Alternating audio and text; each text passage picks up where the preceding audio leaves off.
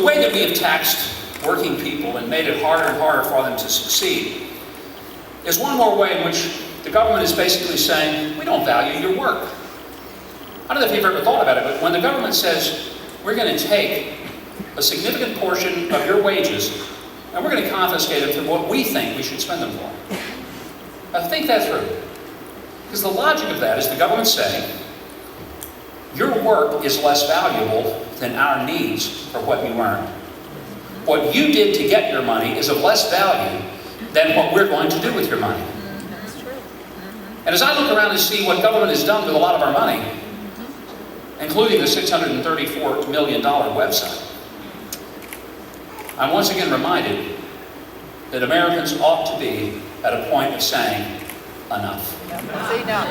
We've been told that we're on our own.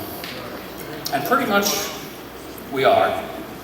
When it comes to religious liberty in this country, think about the way in a short period of time, I've been to the Value Voters Summit almost every year that it's been occurring.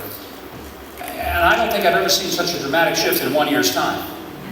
Think about what's happened to the institution of marriage. Not that the institution of marriage can be completely regulated out of business by the government, but the fact is, for those of us who still believe that the biblical standard of marriage is the standard of marriage, because it's the only one that has lasted over the test of time, you realize that for those of us for whom this is not a governmental issue and it's not a political issue, it is a moral issue, it's a biblical issue, it's a cultural issue, it's a sociological issue, it's a family issue.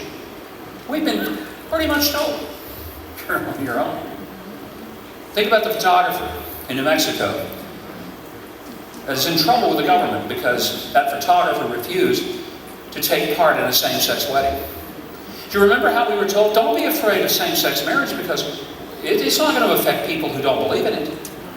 Tell that to the baker, the caterer in Washington State, who was in trouble because the caterer said, look, I don't support same-sex marriage. I can't make a wedding cake with 2 men on the cake. And I just can't do it. It's a matter of conscience. Did we respect that person?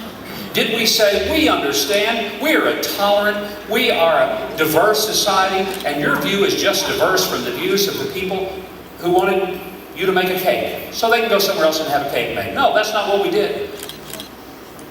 The government told them, you either make the cake or go out of business. They said, you're on your own.